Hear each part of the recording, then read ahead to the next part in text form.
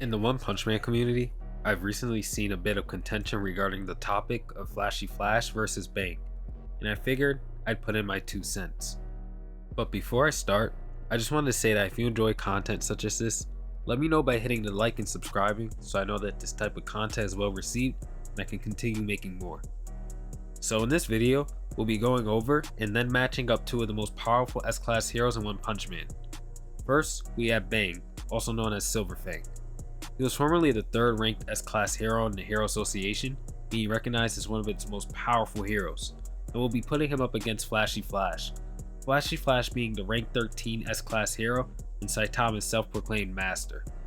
These two are pretty similar in being both technique-oriented fighters who are clearly above the majority of the S-Class. And due to this, there seems to be some contention in the community as to who'd win between the two if they were to fight. So let's see who'd win in a fight between Bang and Flashy Flash. So to start off with Bang, Bang is a retired hero who was formerly the rank 3 of the Hero Association at the time of the Monster Association arc, being considered by many other characters in the series to be one of the strongest people in the earth. Bang is also an exceptional martial artist, being the creator of the Water Stream Rock Smashing Fist and also the one who taught it to Garou, who also goes on to master it and use this same technique to fight against immensely powerful characters such as Super Alloy Darkshine.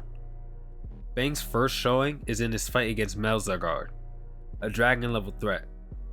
In this fight, he seamlessly parries attacks, tears him apart, and takes direct hits from the monster with relative ease, stating that he shouldn't even be holding back after all he's shown, which all in all is just an insanely impressive feat. Although he was assisted by other heroes in this fight, they honestly do not make much of a difference in terms of Bang's performance here, as I personally believe that Bang could handle Melzargard quite handily. As Bang has more showings throughout the story, he's placed against a partially monster-fied Garou, who he completely stomps. He also fought against Overgrown Rover alongside Bomb and Fubuki, successfully surviving his encounter with the Beast due to Fubuki's help. Although this isn't to mock Bang's performance though, as Rover is even able to eat attacks from Saitama, it's very unlikely that anything Bang could have done here would have been able to hurt Rover. And this also applies to the majority of the cast. Bang was also able to easily parry another dragon level monster, Fear or Ugly, and redirect his attack at Gums, dealing huge damage to the other monster with relative ease. He also just beats the hell out of him. I mean, the way Bang was tossing around these monsters in the early Monster Association war was just none other than impressive. Although these two may have not been the most impressive dragon level monsters, they are still dragon level cadres. Lastly, we'll talk about his most impressive fight, which was against a partially monsterized Garou. Against Bang in this instance, Garou was unconscious, which does weaken his performance. As against Darkshine, Garou performed much better after Darkshine woke him up with a punch to the face.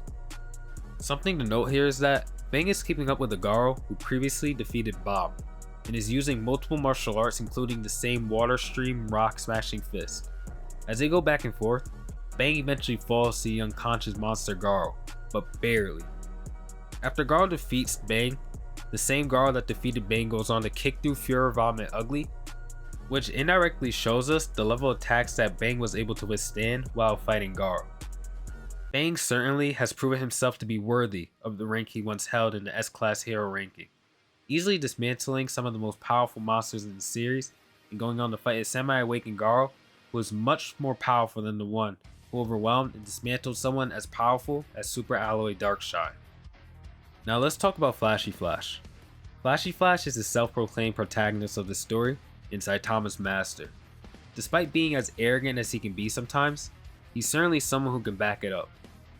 Our speedster ninja may be ranked 13 in the Hero Association, but this seems to be more so due to his carelessness rather than his power. As in his very first showing against the 100 Eyes Octopus, the idiot attacks the monster before he can even perceive it's been hit. But he doesn't finish it off, which causes it to rampage and destroy even more buildings than it was before. After this mess up, his first true showing was against the Dragon Ninja duo, Hellfire Flame and Gale Wind. These two both being cadres of the Monster Association, they were certainly formidable opponents, displaying very impressive speed feats against two opponents who would certainly speed blitz most of the entire cast, as they're able to keep up with Flashy Flash in the first place. For example, Flashy Flash was able to dodge the steel wires, a storm blade kick, and a flame blade kick while running down a cavern wall, displaying his ability to not only move extremely fast, but have very strong foresight in battle. As the battle reaches its conclusion, he then slices his dragon level ninjas in half with one Flashy Slash, one of his ultimate techniques, while they are still frozen in place due to his speed. All of the shockwaves effected by the trio's speed a few panels back create explosions. These ninjas were moving so fast that they were able to conclude their battle before the explosions from their fight fully went off. This results in the entire cavern being destroyed.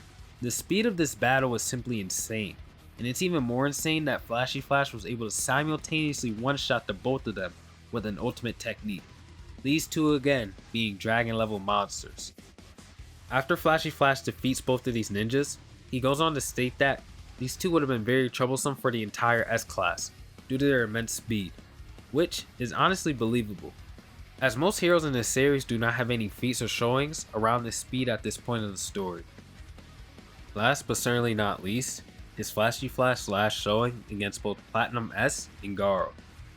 This fight is the fight that has Flashy Flash placed on such a high pedestal within the community, as Flashy Flash was able to contend with both Platinum S and Garou within a triple threat match. The same Platinum S being stated to have an overwhelming presence by Atomic Samurai, and being able to casually flex on Super Alloy Darkshine like it was nothing in his previous, weaker form. And this same Garou being one who just one-shotted both Führer Vomit Ugly and Evil Natural Water while unconscious. At this point, these two monsters were nearing above dragon level. As the three begin to fight, they move so fast that they're able to create constellations of light in the sky, trading hundreds of blows with one another in the span of milliseconds. As this battle between the monsters reaches its climax, Flashy Flash is able to land some blows on PS, which seems to be nullified due to a technique he uses, but the fact that Platinum S is using techniques to nullify Flashy Flash's attacks in the first place seems to indicate that Flashy Flash's attacks could damage him, despite Flashy Flash clearly being outclassed in this battle. It's also shown that Flashy Flash can take attacks from the two, so he does earn his place in this fight here. What's interesting to note here is that Platinum S says that Flashy Flash is nerfed by the lack of his weapon, implying that even in this fight against two top 10 fighters, Flashy Flash still wasn't at his full strength. Also, Flash seems to be fighting a much more powerful Garou than the one that Bang has fought, due to Garou being quite a bit stronger when he's conscious, as the difference between a conscious and unconscious Garou was displayed in his fight against Darkshine. Flashy Flash being able to contend with these two monsters is one of the most impressive things shown in this series. And this clearly displays to the audience that Flashy Flash was held back due to the narrative alongside Saitama up until this very point. Because had Flashy Flash been on the surface, this arc would have ended very quickly. Later, despite his injuries and exhausted state, Flashy Flash is also able to resist Cosmic Fear Garou's radiation for a far greater period of time than the vast majority of the humans around him, including the majority of the S-Class. So now, let's place the two against each other. Who do I believe will win in a fight between Flashy Flash and Bang? When we consider all feats displayed between the two, I believe that it's fairly obvious that Flashy Flash will be the victor here, as his speed would simply be too much for the master of the Water Stream Rock Smashing Fist. Combined with Flashy Flash's fighting prowess, it'd be one-sided, especially when we consider that Bang barely lost to a weaker Garou than the one that Flashy Flash was able to fight in a triple threat who was actively using the God Slayer Fist. Although Garou wasn't going all out against Flashy Flash here, Flashy Flash was also significantly nerfed. I just can't see Bang performing better than Flashy Flash did in that triple threat either.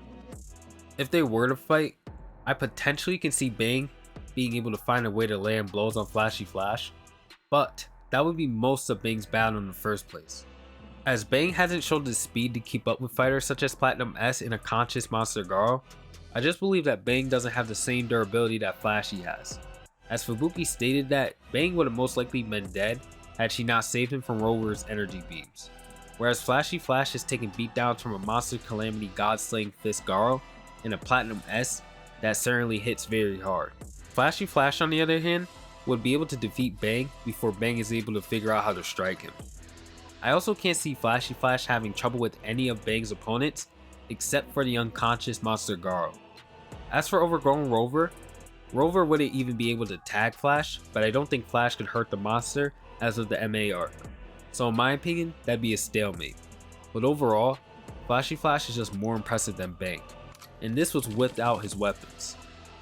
In conclusion, Flashy Flash is just on another level. Again, the story saved him for the end of the arc for a reason, and all of this was considered without even mentioning the webcomic Flashy Flash, who receives 2 huge buffs after the Ninja Village arc. And when it comes down to it, Flashy stomps Bang, low diff, and maybe even has Garou become his new student after. Because honestly, this matchup is not close.